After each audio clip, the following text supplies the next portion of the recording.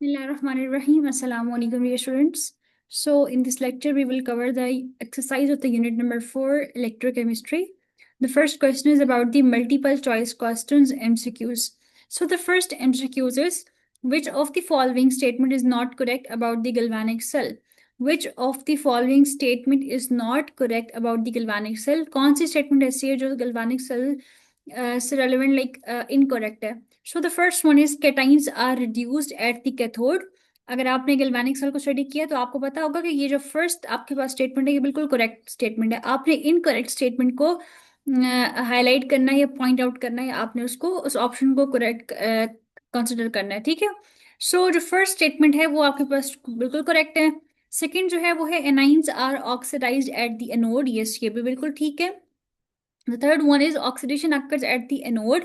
Yes, oxidation जो है वो एनोड पे होती है और रिडक्शन जो है वो कैथोड पे होती है. The fourth one is electrons flow from cathode to anode. No, this one is incorrect. So यही हमारा ऑप्शन करेक्ट हो जाएगा कि इलेक्ट्रॉन्स जो है उनका फ्लो कैथोड टू एनोड नहीं होता बल्कि एनोड से कैथोड पे होता है. अगर आप ये डायग्राम देखें तो इसमें भी आपको नजर आ रहा है कि ये हमारे पास एनोड है और ये हमारे पास कैथोड है. सो देखिए यहाँ पे इलेक्ट्रॉन का फ्लो, ये एरो शो किया गया कि इलेक्ट्रॉन का जो फ्लो है ये एनोड से कैथोड होता है, कैथोड से एनोड नहीं होता. The second question is which of the following is not true about the Daniel cell? Which statement is true about the is not true about the Daniel cell? कौन सी statement है जो Daniell cell से relevant true नहीं है? So the first one is, this is the picture of the Daniell cell.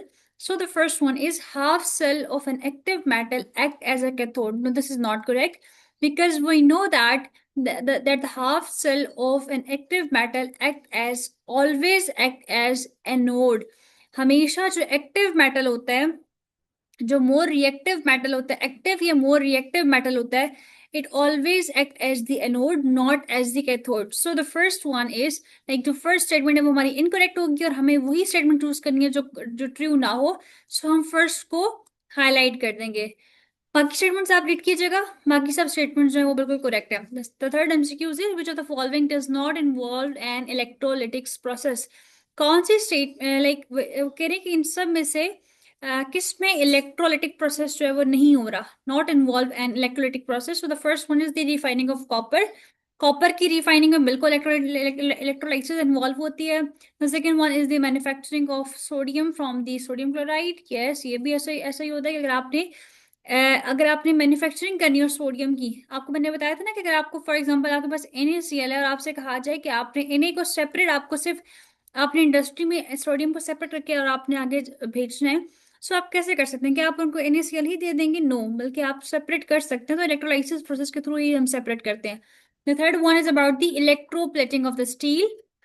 Electroplating of the steel जो है इसमें भी हम ये कहते हैं कि हमारे पास जो है इलेक्ट्रोलाइसिस प्रोसेस होता है. लेकिन the fourth one is reduction of metal oxide by a reducing agent that is not involved in the, like in this process electrolysis is not involved. The next one is about the galvanizing is what? Galvanizing is coating with tin, coating with zinc, coating with chromium and coating with copper. So galvanizing is coating with zinc. ये आपको picture भी show की गई है. इस picture में देखें कि यहाँ इसको जिंक बात दी जा रही है. ठीक है, जिंक से इसको बात दी जा रही है. दिस मीन्स यहाँ पे कोटिंग की जाती है जिंक की. So the B option is correct. Now we are moving towards the next slide. The next one is which of the following is not true for the Nelson cell?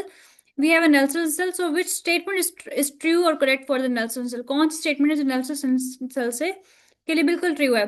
So the first option is sodium metal is produced at the anode. No, it is not correct. Sodium metal जो है वो anode पे produce नहीं होता बल्कि sodium जो है ये कैथोड पे प्रोड्यूस होता है. ठीक है, Na पॉजिटिव जो है ये कैथोड पे प्रोड्यूस होता है. The next one is chlorine gas is produce at the anode. Yes, this is very correct because यहाँ पे अगर आप देखें तो आपको डायग्राम शो कर रही है कि क्लोरीन गैस जो है ये एनोड, देखिए यही आपके पास एनोड है ना, तो एनोड पे क्लोरीन गैस जो है प्रोड्यूस हो रही है. क्लोरीन गैस जो है वो एनोड पे प्रोड्यूस होती है. Hydrogen gas is produce at the anode. No, ये भी इनकरेक्ट है, ये कैथोड पे प्रोड्यूस होती है. And the sodium ions are not reduced at the cathode. अगर स्टूडेंट आपके पास यहाँ पे नॉट ना होता ना तो फिर ये ऑप्शन भी करेक्ट था कि सोडियम आइंस जो है ये रिड्यूस्ड होते हैं कैथोड पे. लेकिन अगर आपके पास यहाँ पे नॉट मेंशन है, दिस मींस अब ये इनकरेक्ट ऑप्शन हो चुका है. So the correct one is the option number B.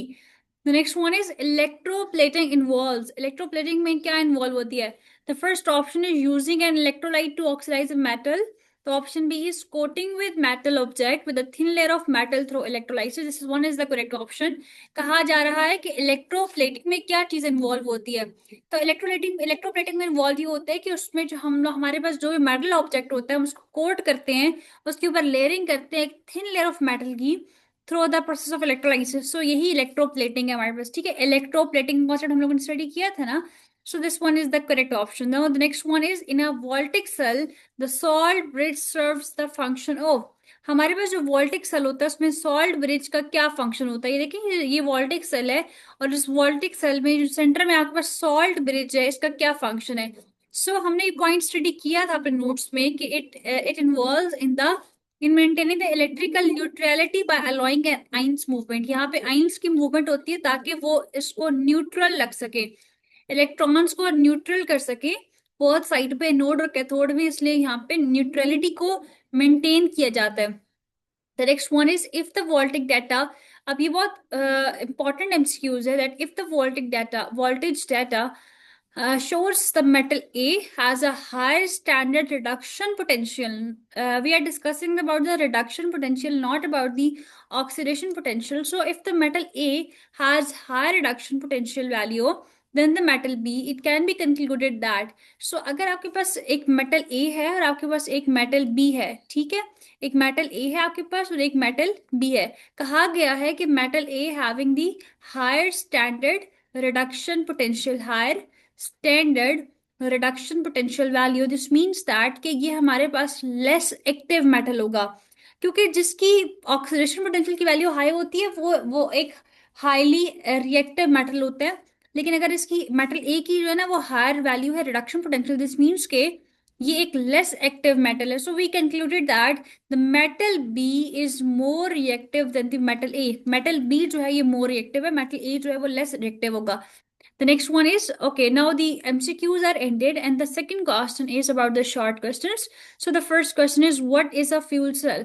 Fuel cell क्या होता है, हम लोगों ने fuel cell को study किया हुआ है already. So fuel cell is actually an electrochemical cell that converts the chemical energy into an electrical energy. Chemical energy of a fuel like the hydrogen and the oxidizing agent like oxygen into the electricity और the electrical energy through a pair of redox reaction. यहाँ पे क्या होता है fuel cell में कि chemical energy को convert किया जाता है किसमें, इलेक्ट्रिकल एनर्जी में। अब किस चीज की केमिकल एनर्जी जो है उसको कन्वर्ट करते होते हैं, केमिकल एनर्जी कन्वर्ट की जाती है किसकी, chemical energy of a fuel, ठीक है, फ्यूल की केमिकल एनर्जी को, और इसके साथ साथ जो आपका ऑक्सीडाइजिंग एजेंट आप यूज करते हैं उसकी केमिकल एनर्जी को कन्वर्ट किया जाता है इलेक्ट्रिकल एनर्जी के अंदर या इलेक्ट्रिसिटी के अंदर, और किया जाता है through using the redox reaction. Unlike batteries, fuel cell continuously supply the electricity as long as fuel and oxygen are provided. Batteries में क्या होता है कि उसमें कंटिन्यूस सप्लाई ऑफ इलेक्ट्रिसिटी नहीं होता, लेकिन फ्यूल सेल्स में क्या होता है कि इसमें कंटिन्यूसली सप्लाई की जाती है electricity as long as the fuel and the oxygen are provided. So the second question is right the chemical reaction that occurs in the Nelson cell. Nelson cell के अंदर जो हमारे पास केमिकल रिएक्शन होता है हमने उसको उसकी यहाँ पे केमिकल रिएक्शन लिखने के, कैथोड पे कौन सा रिएक्शन हो रहा है, एनोड पे कौन सा रिएक्शन होता है। सो नेल्सन सेल के अगर हम डायग्राम को देखें तो ये हमारे पास था Nelson cell, wait a second, okay this one is the Nelson cell. So अगर हम इसकी डायग्राम को यहाँ से लेते हैं और आगे जाके पेस्ट कर देते हैं। ओके सो यहाँ पे देखिए अगर आप, तो ये हमारे पास है नेल्सन सेल। अब नेल्सन सेल की डायग्राम को देखते हुए आपने इसकी कैथोड और एनोड के जो रिएक्शंस हैं, केमिकल रिएक्शन, उनके आपने यहाँ पे नोट डाउन करने हैं उनको, ठीक है। आपको पता है कि कैथोड पे क्या होता है, नेल्सन सेल में कैथोड पे जो है वो हमारे पास सोडियम आइंस रिड्यूस होते हैं। यहाँ पे देख लें कि सोडियम आइंस जो है वो रिड्यूस होते हैं सोडियम मेटल में। और एनोड पे क्या होता है, एनोड पे जो है वो क्लोराइड आइंस जो है वो ऑक्सीडाइज होकर क्लोरीन गैस में कन्वर्ट होते हैं, क्लोरीन गैस जो है यहाँ पे रिलीज हो रही होती है, ठीक है। तो अगर आप यहाँ पे देख लें कि एनोड जो है, जो कि कार्बन एनोड है हमारे पास, यहाँ पे क्लोरीन गैस जो है वो प्रोड्यूस हो रही है, और जो हमारे पास होता है कैथोड, उस पर सोडियम आइंस जो हैं वो क्या कर रहे होते हैं, रिड्यूस होते हैं टू सोडियम मेटल, और सोडियम मेटल आगे फिर डिपॉजिट हो जाता है कैथोड के ऊपर, ठीक है। Now the next one is why the tin plated steel is used to make food cans. आपने अपने घर में बहुत दफा देखे होंगे कि हमारे पास बहुत से फूड कैन्स होते हैं, लाइक जिनमें हमारे पास हम कहते हैं कि हमने बहुत से फ्रूट्स होते हैं, फ्रूट्स के कैन होते हैं, लाइक पाइनएप्पल कैन होता है, कैन होता है हमारे पास, इस तरह मिक्स फ्रूट के कैंस होते हैं। सो उनमें हम हमेशा अपने फ्रूट्स को भी स्टोर कर रहे होते हैं, तो हम हमेशा टिन प्लेटेड स्टील को ही क्यों यूज करते हैं कैंस के लिए? So tin plated steel is use because tin is less reactive than iron. Tin less reactive है, अगर टिन लेस रिएक्टिव है तो हम इसीलिए यूज करते हैं ताकि वो फूड के साथ जो है वो रिएक्ट ना कर सके, preventing the food from reacting with the can. The second reason is it provides a corrosion resistant coating, extending the shelf life. इससे क्या होता है कि ये इसकी जो कोटिंग होती है वो कोरियन रेजिस्टेंट होती है, मीन्स उसको जंग नहीं लगता। The last reason is tin is non-toxic, ensuring the food remains safe. So these are the three reasons that why the tin plated steel is used to make the food cans. The next one is explain one example from the daily life which involves an oxidation reduction reaction. आपने अपनी daily life से example देंगे जिसमें एक oxidation या reduction reactions perform हो रही हों। मीन्स के आपने कैसी एग्जाम्पल देनी है जिसमें एट ए टाइम ऑक्सीडेशन भी हो रही हो और रिडक्शन भी हो रही हो, ठीक है? So the best example is iron, rusting of iron. आपसे कहा गया कि आपने अपनी डेली लाइफ से एग्जाम्पल देनी है। सो रस्टिंग ऑफ आयरन, आयरन को, लोहे को जंग लग जाना जो है वो हमारी हमारी डेली लाइफ एग्जाम्पल है। So iron reacts with oxygen and water to form the iron oxide. ऐसा ही होता है ना कि जब भी हम लोग जो है वो किसी लोहे को, किसी आयरन को ओपन एनवायरनमेंट में रख सकते हैं, और फॉर एग्जांपल हमारे पास बारिश हो जाती है या कुछ भी इस तरह की एनवायरनमेंट होती है, तो कंडीशंस होती है, तो उसमें क्या होता है कि वही आयरन, वही जो हमारे पास पड़ा होता है उसको जंग लग जाता है। सो आयरन क्या कर रहा होता है? एक्चुअली आयरन जो है वो रिएक्शन कर रहा होता है ऑक्सीजन के साथ, या हम कहते हैं कि ये वाटर से रिएक्शन करता है और ये कन्वर्ट हो जाता है इनटू आयरन ऑक्साइड। अब हम इसकी केमिकल इक्वेशन लिखते हैं। केमिकल इक्वेशन में क्या होता है कि we have an iron which is represented with Fe। So Fe में क्या होता है एक्चुअली कि Fe जो है, अच्छा पहले इसकी ना मैं आपको इक्वेशन इस तरह से बता देती हूँ कि Fe reacts with O2। Iron reaction करता है ऑक्सीजन के साथ and it will forms Fe2, sorry Fe2 O3 बन जाता है, ठीक है? अब इसी को देखते हुए आपने बताना है कि रिडक्शन कैसे हो रही है और कहाँ पे हो रही है और ऑक्सीडेशन कहाँ पे हो रही है, ठीक है? अगर आप यहाँ पे देखें आयरन की ऑक्सीडेशन स्टेट, तो यहाँ पे आयरन की oxidation state is zero, because iron is in the elemental form, अपनी एलिमेंट की फॉर्म में है, इसलिए आयरन की ऑक्सीडेशन स्टेट जीरो है, ऑक्सीजन की भी जीरो है। लेकिन यहाँ पे देखें तो ऑक्सीजन का आपको पता है -2 होता है, we multiply this -2 with 3 because subscript में 3 गिवन है, सो इट बिकम्स -6। और यहाँ पे वैसे इसकी -2 है, तो इसकी क्या हो जाएगी हमारे पास आयरन की, अगर ऑक्सीजन की -2 है तो यहाँ पे इसकी हो जाएगी +2, ठीक है? अच्छा, अब हम बाकी इसको हम साइड पे करते हैं, लेकिन यहाँ पे देखें ऑक्सीजन की इटसेल्फ -2 है, तो आयरन की इटसेल्फ +2 हो जाती है। सो आयरन जो है अपने आप को कन्वर्ट कर लेता है आयरन जीरो से प्लस ऑक्सीडेशन स्टेट से +2 ऑक्सीडेशन स्टेट में, ठीक है? और साथ ही हमारे पास 2 इलेक्ट्रॉन्स जो है वो हमारे पास क्या हो जाते हैं, रिलीज हो जाते हैं। और ऑक्सीजन जो है जिसकी ऑक्सीजन स्टेट पहले जीरो थी, अब इसकी स्टेट हो चुकी है अब -2। दिस मीन्स इसने 2 इलेक्ट्रॉन्स को गेन किया और इसकी स्टेट हो चुकी है सॉरी नॉट Fe, O-2 हो जाती है, ठीक है? O2-2 हो जाएगी हमारे पास, ठीक है? अच्छा, O2 नहीं होगी, O-2 हो जाएगी। अब उसके बाद हमने सिंपल इनको क्या करना है, बैलेंस कर लेना है। यहाँ पे आप देख लीजिए हमने इनको बैलेंस कर लिया, और यहाँ पे अब हमें पता चल रहा है कि यहाँ पे जो ऑक्सीडेशन हो रही है, यहाँ पे रिडक्शन। आपको पता है कि increase in the oxidation state is called as the oxidation. So यहाँ से देखिए जीरो से जा रहा है वो +2 में, दिस मीन्स की ऑक्सीडेशन हो रही है।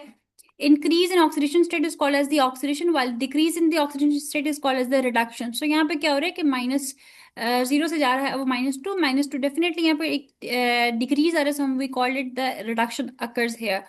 Okay, the next question is about the define the electrochemical series. What is the electrochemical series?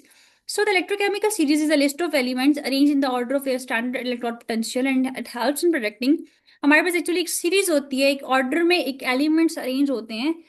वो ऑर्डर कौन सा होता है? स्टैंडर्ड इलेक्ट्रोड पोटेंशियल के अकॉर्डिंग अरेंज होते हैं, एंड ये हेल्प करता है प्रोडिक्ट करने में the ability of metal to act as a reducing agent. तो कितनी एबिलिटी है मेटल के पास कि वो as a reducing agent act कर सकता है, and whether a redox reaction will occur spontaneously और नॉट। सो ये चीजें हम चेक कर सकते हैं अपनी इलेक्ट्रोकेमिकल सीरीज से। The next question is why does chlorine gas form at the anode during the electrolysis of the molten lead chloride?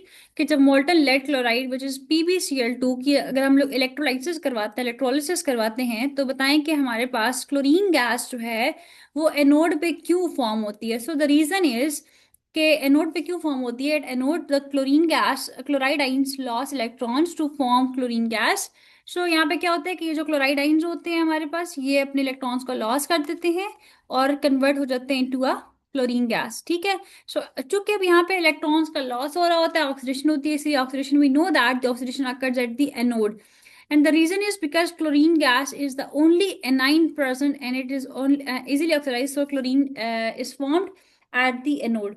Why? How do the next question is, how do the hydrogen oxygen fuel cells benefit the environment compared to the gasoline engines? How do the hydrogen oxygen fuel cell benefit the environment? ये जो hydrogen oxygen fuel sales हैं, ये कैसे हमारे environment को benefit के लिए benefited हैं, कैसे हमारी इन्वायरमेंट को एक सेफ कंडीशन प्रोवाइड करें as compare to the gasoline engine? So the reason is they produce the water as the only by product. ठीक है। अगर आप हाइड्रोजन ऑक्सीजन फ्यूल सेल्स की रिएक्शन करवाते हैं और अगर आप इसको यूज करते हैं as compare to the gasoline engine, अगर आप यूज ना करें, तो hydrogen fuel oxygen fuel cells जो होते हैं, ये सिर्फ और सिर्फ इसमें water as a by product produce होता है, जो कि हमारी इन्वायरमेंट को पोल्यूट नहीं करता। No emission of carbon dioxide और नॉक्स गैसेस, कोई भी कार्बन डाइऑक्साइड गैस या NOx gas, NOx gas means nitrogen oxide की जो गैसेस होते हैं उनको हम कहते हैं नॉक्स गैस, प्रोड्यूस नहीं होती। अगर ये प्रोड्यूस होती है तो हमारी इन्वायरमेंट को हार्मफुल को हार्म करती। Higher efficiency than the combustion engines, इसके अंदर इसकी एफिशिएंसी बहुत ज्यादा होती है, and use of the renewable fuel और hydrogen. So these are the reasons, these are the benefits of the hydrogen fuel cells as compare to the gasoline engine. Now, the last question is about the long questions. The first long question is, define the oxidation and reduction in terms of loss or gain of hydrogen or oxygen. Simple question है, आपने simple बताना है, एक reaction लिखना है oxidation का, एक लिखना है रिडक्शन का, जिसमें इलेक्ट्रॉन्स का लॉस और गेन हो रहा हो। आप ये भी कर सकते हैं। सिंपल आपने क्या करना है, स्टार्ट में आपने डेफिनेशन बतानी है ऑक्सीडेशन की क्या होती है, रिडक्शन की डेफिनेशन बतानी है। ऑक्सीडेशन की डेफिनेशन आपको पता है कि gain of oxygen is called oxidation and loss of hydrogen is called oxidation. Oxygen का गेन होता है और हाइड्रोजन का लॉस होता है, और रिडक्शन में क्या होता है कि हाइड्रोजन का गेन होता है और ऑक्सीजन का लॉस होता है। ठीक है। अगर आप ये वाली केमिकल इक्वेशंस आपको याद है तो वेल एंड गुड, अगर नहीं भी याद कोई इशू नहीं है। आपने जो लास्ट में ये स्टडी की थी ना आयरन की, तो आप ये भी लिख सकते हैं, तो सिंपल आपका जो क्वेश्चन है वो कंप्लीट हो जाएगा। उसके बाद आपने नेक्स्ट क्वेश्चन में क्या करना है, अच्छा अब नेक्स्ट क्वेश्चन में आपने क्या करना होता है कि describe the method of recovering the metal from the lead chloride. आपने बताना है कि हमारे पास कौन सा ऐसा मेथड है जिससे हम लोग जो है वो जिसमें हम लोग मेटल को रिकवर कर सकते हैं लेड क्लोराइड से। अगर आपके पास लेड क्लोराइड है ना, PbCl2, सो इसमें से अगर आपने मेटल को रिकवर करना हो, मीन्स कि अगर आपने इसमें से मेटल को रिकवर करना हो, lead is a metal we know that, so अगर आप लेड को यहाँ पे रिकवर करना हो तो आप कैसे रिकवर कर सकते हैं, कौन सा मेथड है? So we know that the method is about the electrolysis method. So the recovery of lead metal from the lead chloride is carried out through the process of electrolysis. In this method, molten lead chloride is decomposed into its element using an electric current. अब जो material required है इसमें हमारे पास वो कौन कौन से materials होते हैं? इलेक्ट्रोलाइट हमारे पास कौन सा है इसमें? Molten lead chloride. इलेक्ट्रोड्स कौन कौन से हैं? 2 नेट इलेक्ट्रोड्स होंगे, एनोड और कैथोड, वो मिलके बने होंगे ग्रेफाइट और प्लेटिनियम से। पावर सप्लाई हम लोग जो है उसको करंट प्रोवाइड कर रहे हैं। इलेक्ट्रोलाइटिक सेल जो है उनको हम लोगों ने सेटअप किया होता है, the setup to contains the molten salt. और इसका जो प्रिंसिपल है वो क्या है, इसमें क्या होता है कि electrolysis involve passing in electric current हम पास करवा रहे होते हैं through an ionic compound in the molten state, and which cause the chemical decomposition of lead chloride, which when molten dissociates into lead chloride से कन्बाइन होती है उसकी lead and chlorine में। इलेक्ट्रोड रिएक्शन देखते हैं, एनोड के ऊपर क्या होता है और कैथोड पे क्या होता है। कैथोड पे हमारे पास जो है वो लेड मेटल की फॉर्म में रिड्यूस हो रहा होता है, और एनोड के ऊपर जो है यहाँ पे ऑक्सीडेशन अगर होती है क्लोरीन गैस की। सो ये आपके पास एक कंप्लीट आंसर है कि describe the method of the recovering metal from the lead chloride. ठीक है। इसको एक दफा देख लें, स्क्रीनशॉट ले लें यहाँ से, और उसके बाद आपने इसको अपने नोटबुक्स पे नोट डाउन कर लेना है। The next one is construct the ionic half equation for reactions at electrodes in the electrolysis of the copper sulfate in the presence of a copper electrode. So आपने यहाँ पे क्या करना है कि यहाँ पे आपने इसकी एक आयनिक हाफ इक्वेशन लिखनी है। आपने एनोड की और कैथोड की हाफ रिएक्शन इक्वेशंस लिखनी है इनकी कॉपर सल्फेट की in the presence of the copper electrodes. ठीक है। सो कैथोड पे क्या होता है कि कॉपर जो है वो इलेक्ट्रॉन्स को गेन करेगा, और उसके बाद क्या होगा कि जाके कैथोड के ऊपर डिपॉजिट हो जाएंगे कॉपर्स, और एनोड पे क्या होता है कि कॉपर जो है वो कॉपर मेटल की फॉर्म में कन्वर्ट हो जाता है। ठीक है। अच्छा इसके बाद हमारे पास सॉरी कॉपर मेटल जो है कॉपर आइंस की फॉर्म में कन्वर्ट हो जाएगा। The next one is electrolysis has a major role in the electrochemical chemical industries. The first part is sketch an electrolytic cell, label the anode and cathode and indicate direction of flow of electrons. आपने simple क्या करना है कि electrolytic cell को sketch करना है, draw करने है, उसमें आपने एनोड को कैथोड को आपने उसमें जो है वो लेबल कर देना है और आपने बताना है कि इसमें इलेक्ट्रॉन की डायरेक्शन क्या है। तो सिंपल इस तरह की डायग्राम बना लीजिएगा। ये देखिए इलेक्ट्रॉन की डायरेक्शन भी शो कर दी गई है, एनोड बता दिया गया, कैथोड भी बता दिया गया। The next part is describe the nature of the electrochemical series. Electrochemical series की क्या नेचर है आपने वो एक्सप्लेन करनी है। So it involves the spontaneous non spontaneous redox reactions. यहाँ पे non spontaneous redox reactions perform होते हैं driven by the external electric current and ions migrate to electrodes undergo the oxidation and reduction. And now the next question is distinguish between electrolytic cell and the voltaic cell. इनमें क्या difference है आपने इसको explain करना है।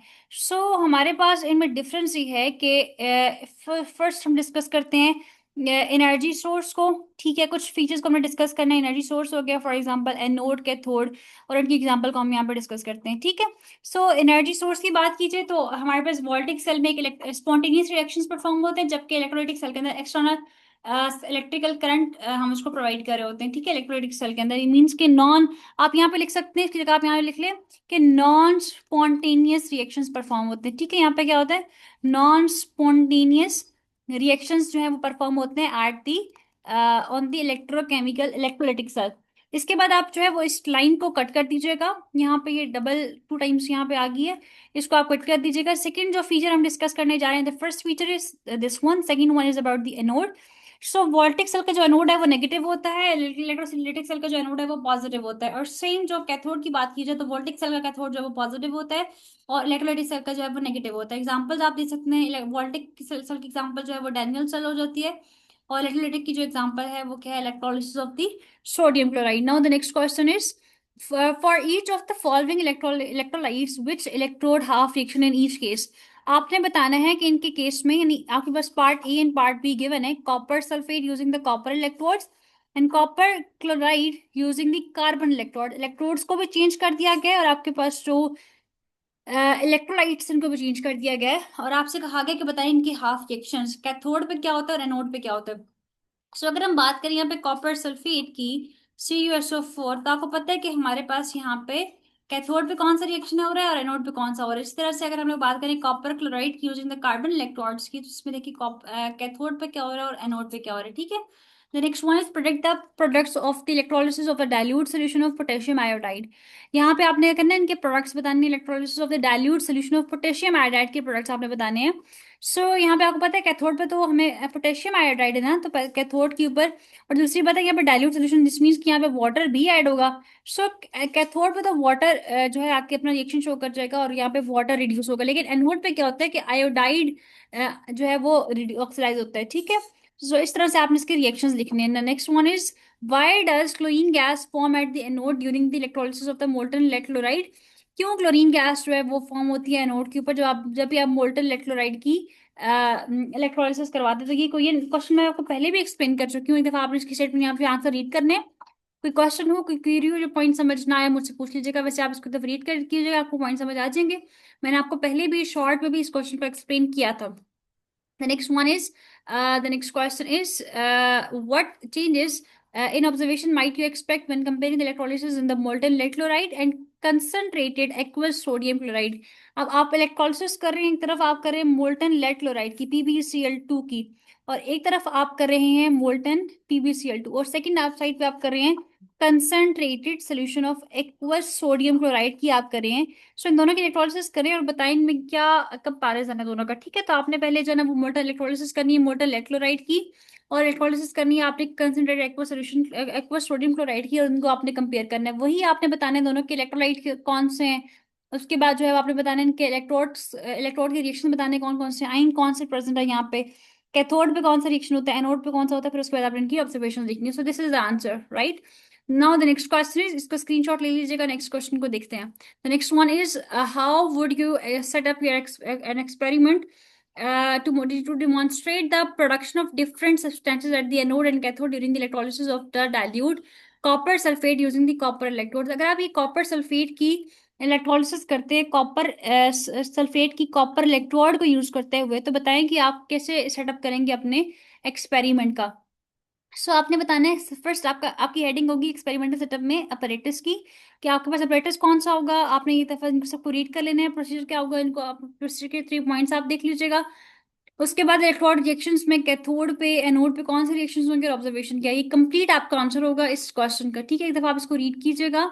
मैंने ये आपको जब मैंने आपको टॉपिक एक्सप्लेन किया था तो मैंने आपको ये क्वेश्चंस एक्सप्लेन कर दिए थे, उस टाइम पे ये सब कॉन्सेप्ट एक्सप्लेन किया था। So the next question is compare and contrast the products formed at the electrode during the electrolysis of considered aqueous sodium chloride and diluted sulfuric acid using the inert electrode। आपने compare करना है कि हमारे पास two types की electrolysis हो रही है। एक तरफ हमारे पास जो है वो एक्वस सोडियम क्लोराइड हो रहा है और एक तरफ डाइल्यूटेड सोडियम सल्फ्यूरिक एसिड हो रहा है हमारे पास। सो आप दोनों के इलेक्ट्रोलिसिस करके इनको आपने कंपेयर करना है। सो वही प्रोसीजर होगा, हमने इनके आइंस बता देने हैं, इनके कैथोड और एनोड पे रिएक्शन बताने हैं और सोल्यूशन में क्या चीज रिमेनिंग रह जाती है और उनके जो प्रोडक्ट्स हैं वो क्या है। ठीक है, दोनों के हमने इसी तरह से बता दे रहे हैं। ये वही टॉपिक्स हैं जो आपने A B C D part में अपने टॉपिक नंबर आई थिंक 4.2 के अंदर ये चीज स्टडी कर ली थी। ठीक है, सो आई होप सो कि इसको एक्सप्लेन करने की जरूरत नहीं है, आपको ये चीजें ऑलरेडी ये समझ आई हुई हैं। सो आपने बस यहाँ पे देखना है कि आपने आंसर अपने क्वेश्चंस को कैसे करने हैं। The next question is compare and contrast aqueous sodium chloride and diluted sodium chloride। आपके पास एक तरफ है aqueous sodium chloride है, सोडियम क्लोराइड, और एक तरफ आपके पास है डाइल्यूटेड सोडियम क्लोराइड। ठीक है, सो आपने इनकी इलेक्ट्रोलिसिस प्रोसेस को आपने कंपेयर एंड कंट्रास्ट करना है, कंपेयर करना है, इनको चेक करना है। ठीक है, सो यहाँ पे भी सेम वही होगा कि आपके पास एक तरफ एक्वस सोडियम क्लोराइड है और एक्वस होगा वो आपके पास क्या होगा, कंसंट्रेट हो जाएगा, और एक तरफ डाइल्यूटेड है आपके पास। ठीक है, तो इस तरह से आपने इनके आइंस बताने, कैथोड एनोड के रिएक्शन बताने और प्रोडक्ट्स आप शो करेंगे। The next question is assess the environmental impacts of using the hydrogen oxygen fuel cell to compare to the gasoline। आपने हाइड्रोजन ऑक्सीजन फ्यूल सेल को गैसोलीन इंजन के साथ आपने कंपेयर करना है and provide the arguments for and against the east technology. इन दोनों के आपने आर्ग्यूमेंट्स भी डिसएडवांटेजेस भी शो करने हैं। सो फर्स्ट में हमने इनके कुछ एडवांटेजेस शो कर दिए, लाइक जीरो इमिशन, इसमें कोई इमिशन नहीं होती, सिर्फ water as a by product बनता है हमारे पास। No greenhouse gases produce कोई भी नहीं होती, हाई एफिशिएंसी होती है इसकी, और इसका जो ऑपरेशन है ये बहुत ही क्वाइट, इसमें बिल्कुल कोई शोर वगैरह नहीं होता। ठीक है, और इसी तरह से कुछ हमने इनके डिसएडवांटेजेस भी शो कर दिए कि फर्स्ट हमने किया था पहले किसका, हाइड्रोजन ऑक्सीजन सेल का, देन हम लोगों ने एक्सप्लेन कर दी किस चीज के, गैसोलीन इंजन के, इसी डिसएडवांटेज और एडवांटेजेस। सो यहाँ तक हम लोग अपनी एक्सरसाइज को कवर कर चुके हैं। कोई भी क्वेश्चन हो, कोई क्यूरी हो, कोई पॉइंट क्लियर ना हुआ हो तो जरूर मुझसे कमेंट सेक्शन में अपने क्वेश्चन पूछें, अपनी क्यूरीज को जरूर रिजॉल्व किया करें, अपने माइंड में आपके जो भी क्वेश्चन आते हैं तो उनको जरूर क्लियर किया करें। ठीक है, ताकि कोई भी कॉन्सेप्ट या कोई भी क्यूरी ऐसी ना हो जो आपको समझ ना आए। इसके अलावा मेरे जो नोट्स हैं वो अवेलेबल है मेरे व्हाट्सएप नंबर पे, मैं अपना नंबर यहाँ पे शेयर कर देती हूँ, +92 370565795। इस पर कॉन्टेक्ट करके आप जो है वो मुझसे कंप्लीट यूनिट नंबर 4 की जो नोट्स हैं वो आप मुझसे ले सकते हैं, included exercise and even think tank भी इसमें सॉल्व है। सो आप मुझसे जो नोट्स हैं वो ले सकते हैं। ठीक है, अपना बहुत सारा ख्याल रखिएगा, मुझे अपनी दुआ में याद रखिएगा। Until the next lecture, Allah Hafiz.